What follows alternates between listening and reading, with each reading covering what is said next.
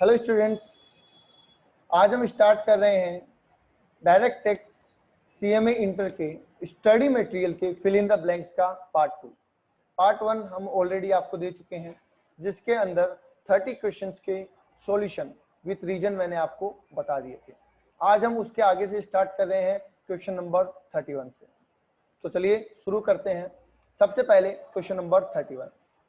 Question number 31 कह रहा है the monetary ceiling limit of exemption for gratuity received under the payment of gratuity act 1972 कितने रुपए का अमाउंट एग्जम्प्ट होता है मैक्सिमम।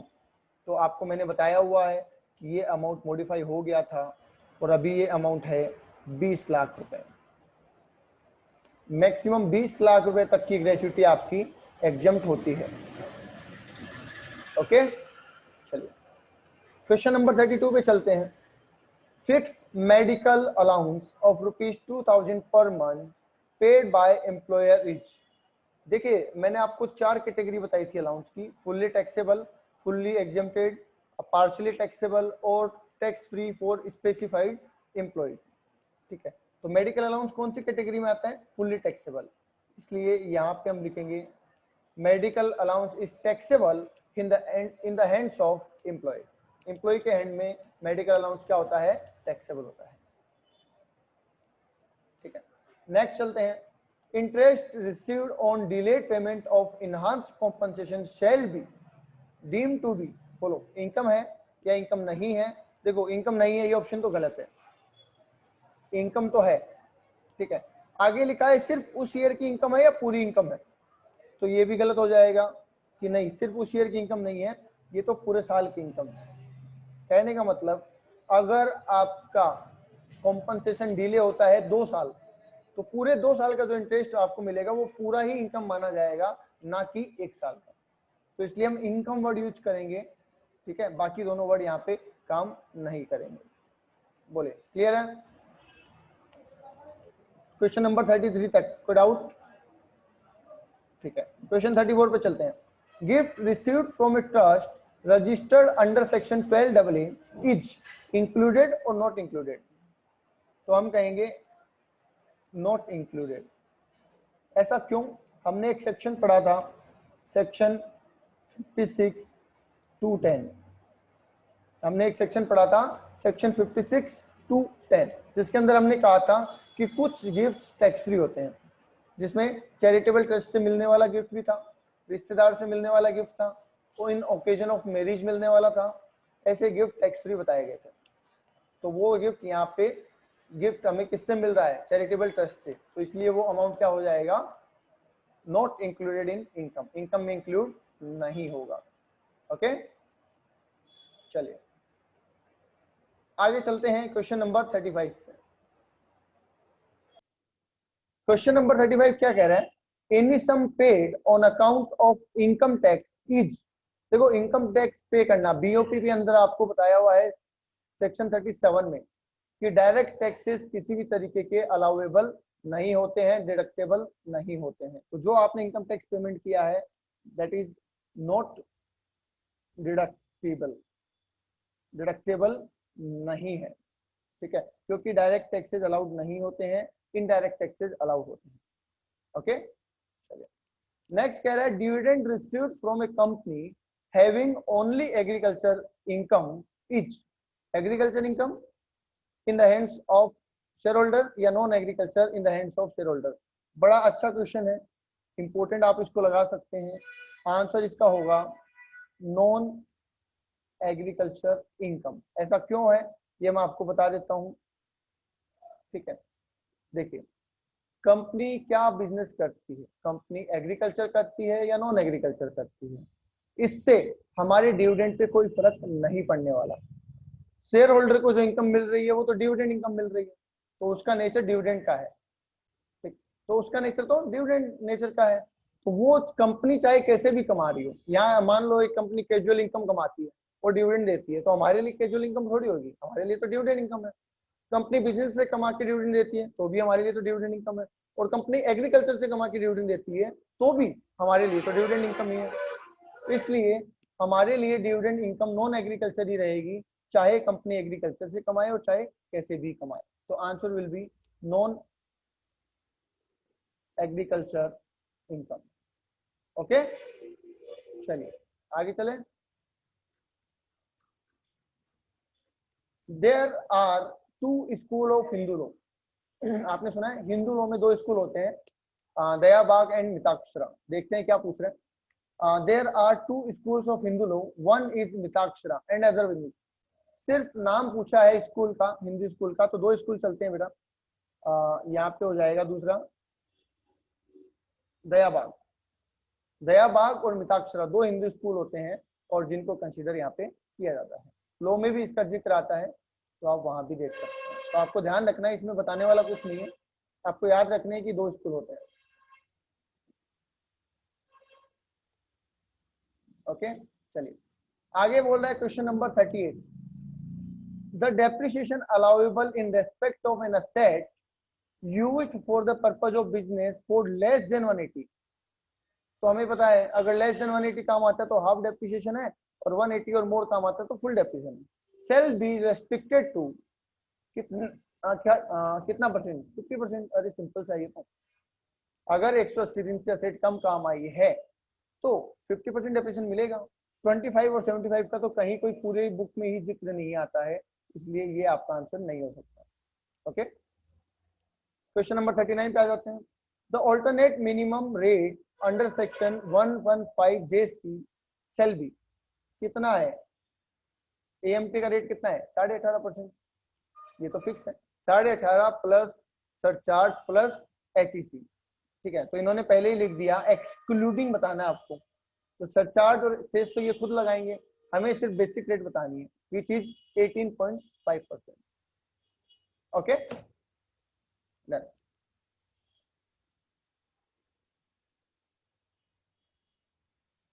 क्वेश्चन नंबर 40 पे चले। क्वेश्चन नंबर 40 कह रहा है loss from earning. Question number 40 कह रहा है unabsorbed loss under the head capital gain shall be carry forwarded for a period of assessment year immediately following the assessment year in which such loss incurred। कहने का मतलब ये है कि capital gain का लॉस कितने साल तक कैरी फॉरवर्ड हो सकता है, तो बताया हुआ है आपको 8 साल। HP का लॉस, कैपिटल गेन का लॉस और BNP का लॉस 8 साल तक कैरी फॉरवर्ड हो सकते हैं। स्पेकुलेशन और owing and maintaining of forces का लॉस 4 साल तक कैरी फॉरवर्ड होता है, और अनअब्जॉर्ब्ड डेप्रिसिएशन इनफाइनाइट पीरियड के लिए कैरी फॉरवर्ड होता है और स्पेसिफाइड बिजनेस की। चलिए question number 41, loss from gambling can be carry forward और can not be carry forward and set off in subsequent years under the profit from gambling. तो हम कहेंगे कैन नॉट। आपको बताया हुआ है कि गैम्बलिंग या क्रॉसवर्ड पजल या कैजुअल कोई भी लॉस होता है, उसका ना तो सेट ऑफ होता है, नो सेट ऑफ। ठीक, और जब सेट ऑफ ही नहीं होता तो कैरी फॉरवर्ड करने का तो सवाल ही नहीं उठता। तो कैजुअल लॉस ना ही सेट ऑफ होते हैं ना ही कैरी फॉरवर्ड होते हैं, ये बात ध्यान रखना। ओके चलिए आगे चलते हैं। Question number 42, on 30th March 2020 mister Nathan acquired a building for rupees 10 lakh when the stamp valuation authority adopted value, मतलब स्टाम्प वैल्यू जो है वो 10,25,000 है। ठीक है, for the stamp duty purpose the amount taxable in the hands of mister Nathan under section 56(2). 56(2) का मतलब होता है गिफ्ट। गिफ्ट में कितना अमाउंट टैक्सेबल है? तो यहाँ पे कोई अमाउंट टैक्सेबल नहीं है। क्यों नहीं है? क्योंकि डिफरेंस देखो कितना है, डिफरेंस इनका है 25,000 रुपए का, और जब तक 50,000 रुपए से ज्यादा का डिफरेंस ना हो गिफ्ट का प्रोविजन नहीं लगता है। पहली बात, उसमें भी एक और कंसेप्ट आता है, मतलब 2 चीजें देखनी है, एक तो 50,000 से ज्यादा का डिफरेंस होना चाहिए, और एक 105% का मैंने आपको एक कंसेप्ट बताया है कि 5% तक का अगर वेरिएशन है आपकी वैल्यू में और स्टैम्प वैल्यू में तब तक तो वो चलेगा, पर उससे ज्यादा है और डिफरेंस भी 50,000 से ज्यादा है तो इन दैट केस वो गिफ्ट में आएगा। अब यहाँ तो टोटल डिफरेंस ही 25,000 रुपए का है, तो वो गिफ्ट की कैटेगरी में नहीं आएगा। ओके चलिए, the due date for filing return of income under section 139(1) in the case of individual assessee having turnover of rupees 200 lakh ऐसा एसएससी जिसका टर्नओवर 200 लाख रुपए है, उसकी ड्यू डेट क्या होगी? देखिए हम जानते हैं कि अगर 1 करोड़ से ऊपर की रिसिप्ट होती है तो आप ऑडिट के लिए लायबल हो जाते हैं, और अगर आप ऑडिट के लिए लायबल हो जाते हैं तो आपकी ड्यू डेट क्या हो जाती है? 30 सितंबर। अदरवाइज ड्यू डेट क्या होती है इंडिविजुअल की? 31 जुलाई। और क्योंकि ये ऑडिट के लिए लायबल है इसलिए ड्यू डेट हो जाएगी 30 सितंबर। ओके, नेक्स्ट चलते हैं question number 44।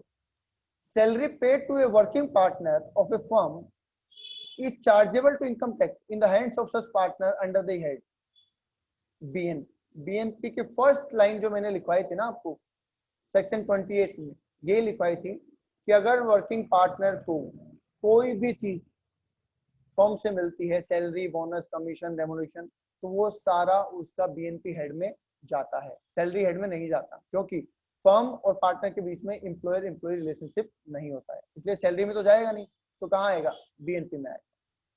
I hope clear होगा यहाँ पे। चलिए नेक्स्ट चलते हैं 45 पे। Total tax payable on a lottery income is rupees 3 lakh as per section 115 BB. कितना होता है? आपको बताया हुआ है कैजुअल इनकम पे सीधा टैक्स लगता है 30%, तो 3 लाख का 30% हो गया 90,000 प्लस सरचार्ज और प्लस एचसीसी। ये बातें डिपेंड करेगी कि आपकी अदर इनकम कितनी है, टोटल इनकम कितनी है, और आपका स्टेटस क्या है, आप इंडिविजुअल है, कंपनी है, फर्म है, उस पर डिपेंड करेगा। तो ऐसी कोई जानकारी हमारे पास है नहीं, तो हम सरचार्ज लगा नहीं सकते, ठीक है। और एचईसी, सरचार्ज लगे बिना एचईसी का भी पता नहीं चलेगा, इसलिए हम बेसिक रेट 90,000 लेके चल रहे हैं। ओके, चलिए चले आगे।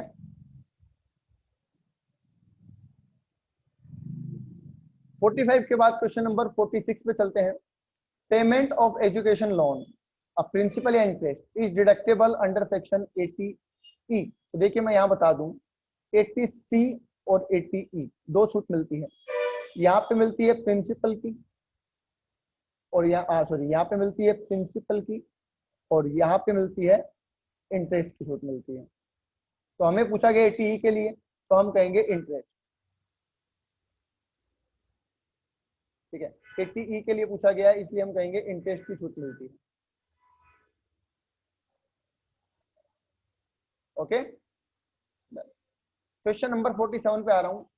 क्लेम ऑफ डेप्रिसिएशन, बताओ डेप्रिसिएशन क्लेम करना मैंडेटरी है या ऑप्शनल है?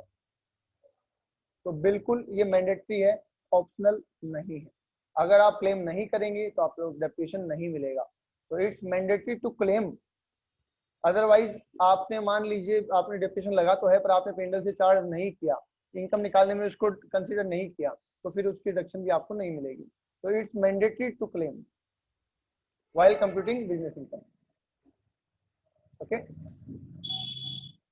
क्वेश्चन नंबर 48 आ जाते हैं। Advance tax is payable in instalments by a non corporate asset. अब तो देखो बराबर कर दिया, पहले क्या था, कॉर्पोरेट और नॉन कॉर्पोरेट में अलग हुआ करता था। कॉर्पोरेट के लिए 4 इंस्टॉलमेंट थी और नॉन कॉर्पोरेट के लिए 3 थी, पर अभी बराबर कर दिया, सबके लिए 4 इंस्टॉलमेंट है। सिर्फ उनको छोड़ के जो प्रिजम्पटिव टैक्सेशन में आते हैं उनके लिए 1 इंस्टॉलमेंट है, प्रिजम्पटिव वालों के लिए, बाकी सबके लिए 4 इंस्टॉलमेंट है। ओके, चलिए नेक्स्ट चलते हैं क्वेश्चन नंबर 49। ए डैश लगा रखा है, means A company which is not a domestic company. जो कंपनी डोमेस्टिक कंपनी नहीं है वो क्या है? ये 2 ही होती है कंपनियां इनकम टैक्स में, जो क्लासिफिकेशन दिया गया वो 2 दिया गया है।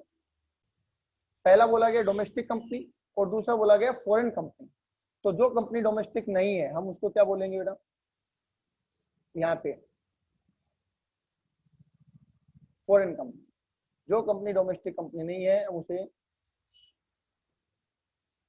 फॉरेन कंपनी बोलेंगे। तो आंसर यहाँ पे हो जाएगा फॉरेन कंपनी। ओके, चलिए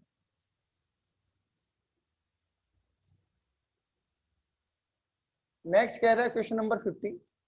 interest on refund of income tax paid in excess is. अब देखो यहाँ पे क्या पूछना चाह रहा है, ये कैपिटल या रेवेन्यू पूछ रहा है या टैक्सेबल या नॉन टैक्सेबल पूछ रहा है, तो थोड़ा सा इस क्वेश्चन को समझना पड़ेगा। दोबारा पढ़ लेते हैं। Interest on refund of income tax, मतलब जो इनकम टैक्स का रिफंड मिलता है उसके साथ जो इंटरेस्ट मिलता है, पेड इन एक्सेस, मतलब जो इनकम टैक्स हमने ज्यादा चुका दिया उस पे जो हमें इंटरेस्ट मिलता है वो क्या होता है। तो रेवेन्यू और कैपिटल का तो यहाँ पे कंसेप्ट ही नहीं है, हमें यहाँ पे यूज करना चाहिए टैक्सेबल। हमें क्या यूज करना चाहिए यहाँ पे, टैक्सेबल। इसका मतलब जो इनकम टैक्स हमने ज्यादा पे कर दिया और जब वो हमें वापस मिलता है तो उसमें इंटरेस्ट भी मिलता है, और वो इंटरेस्ट हमारे लिए टैक्सेबल रिसिप्ट होता है। ओके, तो यहाँ पे वर्ड आ जाएगा टैक्सेबल। ओके, आगे चलें। Question number 51, the amount received towards permission for putting up hoardings at the top of the building is taxable under the head। ये कहना चाह रहे हैं कि आपके घर के ऊपर आपको किसी ने ऑफर करा कि भाई हमारा होर्डिंग लगा दो, हम आपको इतने पैसे देंगे, तो वो आपकी कौन से हेड की इनकम है? क्या वो आपका बिजनेस है? नहीं, तो ये आ जाएगा अदर सोर्स। मेरे घर पे बोर्ड लगाना मेरा कोई बिजनेस तो है नहीं, किसी ने ऑफर किया कि सर मेरा होर्डिंग लगा लो आप, मैं आपको इतने पैसे दूंगा, मैंने कहा ठीक है साहब लगा दो, तो वो मेरे लिए क्या हो जाएगी, अदर सोर्स की इनकम है। ओके, आगे चलते हैं। Mister A holds 25% share of LMN limited, A listed company. he has borrowed a sum of rupees 10 lakh from this company on 21st March 2020। As on this date, the accumulated profit and free reserve are 8 lakh rupees। The deemed dividend taxable under section 222E of the Income Tax Act 1961 is कितना है? तो देखिए 222E में हमने पढ़ा था कि एक तो बात ये होती है कि आप उस एक कंपनी में शेयर होल्डर हो, ठीक है, और वो कंपनी जिसमें पब्लिक सब्सटेंशियली इंटरेस्टेड नहीं है, मतलब कि प्राइवेट कंपनी है, और उससे आप लोन लेते हैं, तो जितना प्रॉफिट है उतना, जितना मतलब आपका हिस्सा है प्रॉफिट में, उतना डीम्ड डिविडेंड माना जाता है। पर बेटा ध्यान रहे यहाँ पे तो ये प्रोविजन अप्लीकेबल ही नहीं हो रहा, यहीं पे बात खत्म होगी कि ये कंपनी कौन सी है, लिस्टेड कंपनी, और लिस्टेड कंपनी पे तो प्रोविजन लगता ही नहीं है ये वाला। तो यहाँ पे आप कहेंगे नील, कोई भी अमाउंट डीम्ड डिविडेंड की कैटेगरी में टैक्सेबल नहीं होगा, क्योंकि लिस्टेड कंपनी पे प्रोविजन लगता ही नहीं है। ओके, चलिए, तो ये ट्रिकी क्वेश्चन होते हैं, तो इनको थोड़ा ध्यान से पढ़ोगे तो बात समझ में आ जाएगी। आगे लिखा compensation received from insurer on account of damage of crop is, बोलो कौन सी इनकम है? अगर मान लीजिए किसी के इंसान की खेती बर्बाद हो जाती है बारिश से या किसी से, और उसको इंश्योरेंस कंपनी से क्लेम मिल जाता है क्योंकि उसने इंश्योरेंस करा रखा था, तो वो क्लेम कौन सी इनकम में आएगा? जाहिर सी बात है एग्रीकल्चर में आएगा ना, क्योंकि जो सोर्स है, जो रीजन है, वो एग्रीकल्चर एक्टिविटी है। अगर फसल उगती, वो बाजार में बेचता, तो भी एग्रीकल्चर इनकम होती, और फसल खराब हो गई उसकी वजह से जो कॉम्पनसेशन मिल रहा है वो एग्रीकल्चर इनकम है, क्योंकि रीजन इज एग्रीकल्चर, इसलिए हम कहेंगे इज एग्रीकल्चर इनकम। ओके, चलिए क्वेश्चन नंबर 54 पे चलते हैं। Receipt from TV serial shooting in the farm house is agriculture income और नॉट एग्रीकल्चर इनकम? मैं कहूंगा एग्रीकल्चर इनकम नहीं है, क्योंकि देखिए जगह क्या है डजंट मैटर, ठीक है, मैटर ये करता है कि ऑपरेशंस क्या है, काम क्या है। आप खेत में बैठ के जुआ खेलोगे तो क्या वो एग्रीकल्चर इनकम हो जाएगी? बिल्कुल नहीं होगी। आप खेत में कोई फैक्ट्री लगा लोगे खेत की जगह पे, तो क्या वो एग्रीकल्चर इनकम हो जाएगी? बिल्कुल नहीं होगी। तो अगर आपके फार्म हाउस पे किसी फिल्म की शूटिंग हुई है तो वो एग्रीकल्चर इनकम हो, सवाल ही नहीं उठता। तो हम कहेंगे इसको non agriculture income. Received from TV serial shooting in the farm house is लगाना चाहो तो वो ठीक है, सेंटेंस के हिसाब से लगा दो, is non agriculture income. Non तो आएगा, इज आप सेंटेंस के हिसाब से लगा दीजिए, तो नॉन एग्रीकल्चर इनकम। ओके, चलिए आगे चलें। क्वेश्चन नंबर 55 और देख लेते हैं। 5 क्वेश्चन 6 क्वेश्चन और बचे, वो देख लेते हैं। चलिए क्वेश्चन नंबर 55 देखें। 55 कह रहा है the cost of acquisition of 100 bonus shares where the original 100 shares were acquired for ₹30,000। जो 100 शेयर ओरिजिनल खरीदे थे वो 30,000 में खरीदे थे, तो 100 बोनस शेयर मिले, उनकी कॉस्ट बताओ। भाई ओरिजिनल कितने में भी खरीदे हो, उससे बोनस की कॉस्ट पे कोई फर्क नहीं पड़ता है, एक बात तो ये ध्यान रखें। तो बोनस शेयर जो आपको मिले हैं 100 शेयर, उसकी कॉस्ट नील ही होगी, उसकी कॉस्ट क्या होगी? नील, क्योंकि बोनस का मतलब ये फ्री में, ठीक है। अब ओरिजिनल कितने में खरीदे उससे कोई फर्क नहीं पड़ता। नेक्स्ट कह रहा है a person owns 4 goods vehicle other than heavy vehicle is estimated annual income under section 44A। तो 44A में आप जानते हैं 7,500 रुपए पर मंथ पर व्हीकल की इनकम होती है। इनके पास है 4 व्हीकल, तो आप देख लो 84, 90 है, ये हो जाएगी 3,60,000 रुपए इनकम। आपको तो फाइनल आंसर लिखना है, दैट इज 360। मैंने आपको समझा दिया है 7,500 पर मंथ 12 महीने और 4 व्हीकल, ठीक है। 7,500 पर मंथ पर व्हीकल होता है, तो मैंने 7,500 रुपए पर मंथ मतलब 12 महीने और 4 व्हीकल के हिसाब से कंसीडर कर दिया। ओके, चलिए question number 57, the rate of depreciation on general plant and machine. Plant and machinery पे कितना डेप्रिसिएशन है? 15% है। एंड कंप्यूटर, ऑन कंप्यूटर कितना है? 40% है। सीधा सीधा रेट पूछ रहे हैं। प्लांट एंड मशीनरी पे 15% होता है और कंप्यूटर पे 40% होता है, तो ठीक है। चलिए नेक्स्ट क्वेश्चन कह रहा है 58, dash is a non recurring expenses where is that dash is normally recurring. तो यहाँ पे हम लिखेंगे बेटा capital, capital expensive is a non recurring expenditure where is revenue expenses is normally recurring. Capital non recurring होता है और revenue recurring होता है जनरली, तो ये तो हमने जो अप्रोप्रिएट आंसर लग रहा था वो फिल कर दिया, ठीक है। कई बार देखो फिल इन द ब्लैंक्स में ऐसा होगा कि आपके माइंड में मल्टीपल आंसर आ रहे होंगे, पर आपको जो मोस्ट अप्रोप्रिएट लगता है और सेंटेंस के हिसाब से जो सूट करता है वो आंसर लिखना होता है, ठीक है। आगे चलते हैं। Depreciation on an asset purchase and kept as stand by will be allowed. Stand by word ध्यान में रखना, ये जो वर्ड है ना stand by, will be allowed in spite of same has not been put to use as it has passive or active use by the assessee during the year। ऐसी कोई asset होती है क्या जिनको पुट टू यूज किए बिना भी depreciation claim होता है? बिल्कुल होती है, डेफिनेटली होती है, ठीक है भाई। कई चीजें ऐसे जो हम चाहते ही नहीं यूज में आए, वो स्टैंड बाय इक्विपमेंट होते हैं, जैसे फायर एक्सटिंग्विशर इसका बेस्ट एग्जांपल है। फायर एक्सटिंग्विशर आपकी ऑर्गेनाइजेशन में लगाएं, क्या आप चाहते हैं काम में? नहीं, बिल्कुल नहीं चाहते। हमने कभी नहीं चाहते कि आग लगे और हम उसको काम में लें, ठीक है। पर उसका वहां पे लगा होना ही उसका यूज है एक तरीके का। वो स्टैंड बाय इक्विपमेंट है तो उसका वहां पे लगा हुआ होना ही उसका यूज है, ठीक है। तो ये बात ध्यान रखिए। और इस यूज को हम एक्टिव यूज तो नहीं कह सकते, क्योंकि एक्टिव यूज तो तब होगा ना जब आप उसको सीधा यूज करेंगे किसी आग को बुझाने के लिए, तो it will called passive use, ठीक है। हम इसको क्या बोलेंगे? पैसिव यूज बोलेंगे। It's not active use, it's passive use. कि पैसिव यूज का यूज हो रहा है इसलिए हम उसको डेप्रिशिएट करेंगे। एक्टिव यूज ना हो रहा है और ना हम चाहते हैं कि हो। ओके, चलिए लास्ट क्वेश्चन हमारे मॉड्यूल का 60 नंबर। अकॉर्डिंग टू द सेक्शन 48 किसका था? केस पेमेंट का था। Where the assessee incur any expenditure in respect of which payment is made in a sum exceeding, कितने रुपए की लिमिट है? 10,000 की। Otherwise then by way of cross cheque. Cross cheque इसका मतलब होता है अकाउंट पे चेक, ठीक है। वैसे सिर्फ क्रॉस चेक को तो केस ही माना जाता है, यहाँ पे थोड़ी सी लैंग्वेज गड़बड़ है। सिर्फ क्रॉस चेक होता है तो उसको तो केस ही माना जाता है, पर क्रॉस अकाउंट पे चेक होता है वो अलाउेबल होता है। तो उसके लिए आपको पेमेंट करना है क्रॉस चेक के अकाउंट पे चेक के अलावा 10,000 से ज्यादा का अगर आप कर रहे हैं तो, ठीक है। Bank draft percent of such expenditure shall not be allowed as deduction. 100% ही होता है भाई। ये सीधा सीधा क्या पूछना चाह रहे हैं? ये पूछना चाह रहे हैं कि पहली बात तो 48(3) में लिमिट क्या है, और अगर उससे ज्यादा पेमेंट हुआ तो कितना अमाउंट डिसअलाउड होगा। तो लिमिट हमने बता दी 10,000 है, और अगर उससे ज्यादा पेमेंट किया तो 100% अमाउंट डिसअलाउड होगा। मतलब आपने 8,000 रुपए केस दिए तो ये अलाउड है, और अगर आपने 12,000 रुपए केस दिए तो ये फुल्ली डिसअलाउड है। ऐसा नहीं है कि 2,000 डिसअलाउड हो जाएंगे, पूरे 12,000 डिसअलाउड हो जाएंगे, इसलिए हम कहेंगे 100%। ओके, तो चलिए देखिए, मैंने आपको सीएमए इंटर के study material paper number 7 direct tax की जितने भी फिल इन द ब्लैंक्स दे रखे थे बुक के पीछे,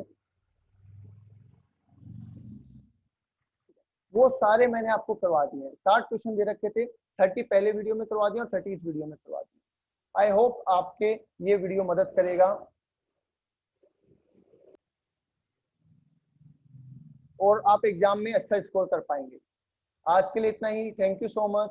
अगर आपको मेरा कंसेप्ट, मेरा वीडियो अच्छा लगा हो तो इसे लाइक करें, सब्सक्राइब करें और अपने दोस्तों को भी शेयर करें। 2-4 मार्क्स उनके भी बढ़ जाएंगे तो कोई फर्क नहीं पड़ेगा, अच्छा ही काम होगा। Okay, thank you.